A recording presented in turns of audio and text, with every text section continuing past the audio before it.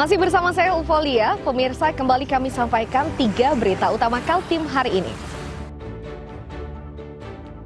Penghuni Hotel Bumi Senyiur Samarinda diliputi kepanikan menyusul kebakaran di lantai 2 hotel tersebut.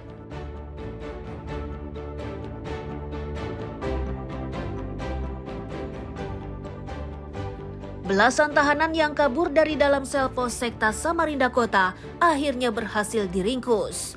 2 di antaranya ditangkap di Palangkaraya, Kalimantan Tengah.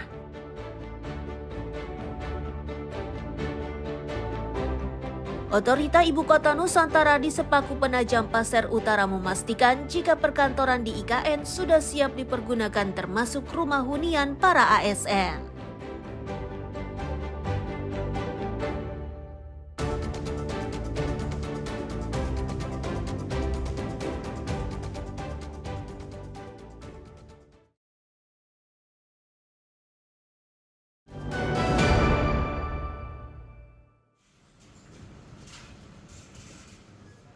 Para tahanan yang digiring aparat di Polresta Samarinda ini adalah 15 tahanan yang sebelumnya sempat kabur dari dalam sel Polsekta Samarinda Kota pada 19 Oktober 2025.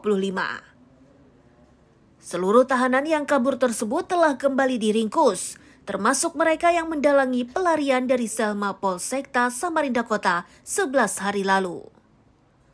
Kapolresta Samarinda menyatakan terdapat 3 nama yang menjadi otak pelarian para tahanan. Ketiga orang tersebut adalah Kahar, Melang, dan Ivan. Proses penangkapannya tidak berjalan mudah. Polisi harus bekerja keras selama 8 hari untuk menangkap satu demi satu para tahanan yang sempat menghirup udara kebebasan. Mereka diringkus secara terpisah dan bahkan ada pula yang ditangkap di luar daerah, tepatnya di Palangkaraya, Kalimantan Tengah.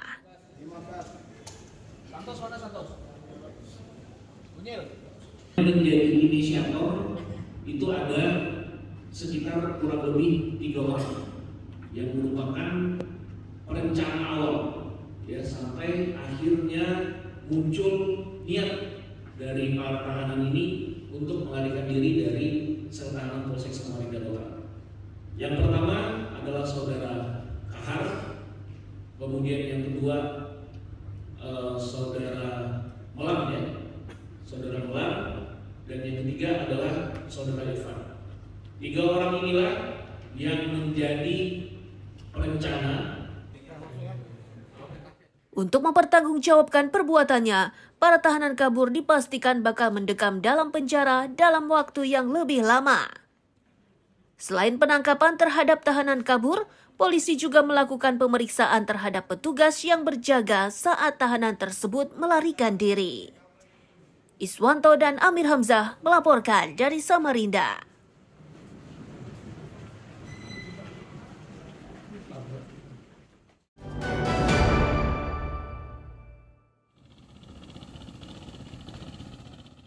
Upaya untuk membasmi peredaran ulat bulu di Taman Bebaya, tepian Sungai Mahakam, Samarinda, dilakukan oleh tim gabungan. Ulat-ulat bulu yang berkembang biak di pepohonan di sekitar taman itu dibasmi dengan menggunakan alat penyemprot hama. Petugas menegaskan, penyemprotan ini dilakukan untuk mengendalikan populasi ulat yang bisa memicu reaksi alergi pada kulit dan gangguan pernapasan. BPBD juga mengimbau pengunjung agar menghindar dari area pepohonan hingga penanganannya selesai dikerjakan.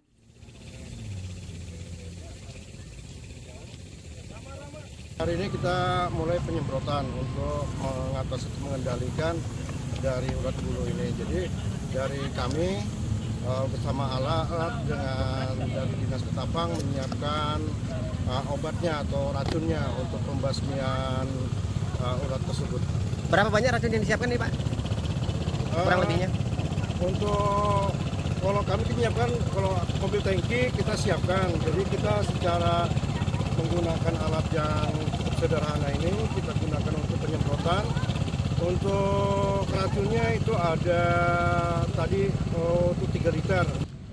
Salah satu pengunjung Taman Bebaya mengaku awalnya tidak merasakan mendapatkan serangan ulat bulu. Ia baru menyadari jika dirinya telah menjadi korban serangan ulat bulu setelah merasakan tangannya bentol-bentol dan gatal. belum tahu tadinya. Terus tadi pas kita jalan-jalan gitu kan ada petugas dari BPBD yang ngasih tahu kita kalau di sini ternyata lagi ada ulat bulu dan mau dilakukan penyemprotan. Jadi makanya kami langsung mau pulang. Tadi sempat jalan di pinggir-pinggir sungai situ ya? Iya sempat, karena kami mau cari sesuatu tadi. Ada ngerasa gatal-gatal nggak? Ada ngerasa gatal-gatal apa langsung ini? Wah, merah-merah itu ya? Iya. Oh, iya. Tapi sebelumnya memang sering kesini nggak atau? Enggak, sebelumnya jarang, enggak pernah kesini bahkan.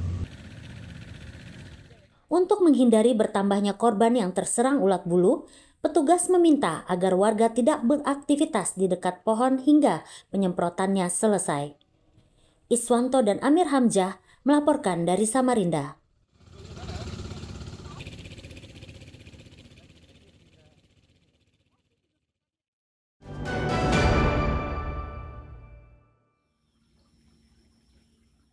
Badan Meteorologi, Klimatologi, dan Geofisika Stasiun Kalimarau memprediksi curah hujan di Kabupaten Berau masih tetap tinggi. Kondisi tersebut akan terjadi hingga beberapa bulan ke depan. Bahkan, Prakirawan BMKG Berau memprediksi puncak peningkatan curah hujan akan terjadi hingga pada awal tahun 2026. Disebutkan juga, jika dalam jangka waktu sepekan ke depan, debit hujan akan mencapai 271 mm. Daerah yang paling banyak diguyur hujan yakni Kelai dan Segah. Diduga kawasan ini hujan akan rutin terjadi khususnya di bulan November dan Desember 2025. Dasarian 1, terutama nih di daerah curah hujan di wilayah Berau saat ini 8 hari terakhir itu tertakar atau terukur sebanyak 271 mm.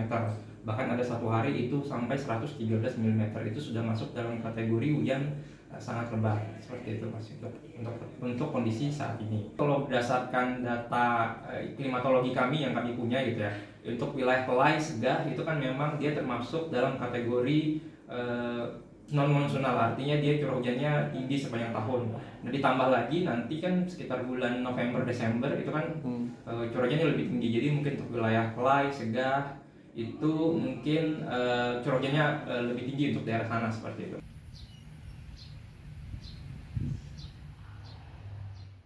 Mengantisipasi tingginya curah hujan ini, pihak BMKG menghimbau agar warga lebih berhati-hati dan waspada. Lebih-lebih hujan yang turun akan disertai dengan petir, angin kencang, dan gelombang tinggi. Miko Gusti dan Amir Hamzah melaporkan dari Kabupaten Berau.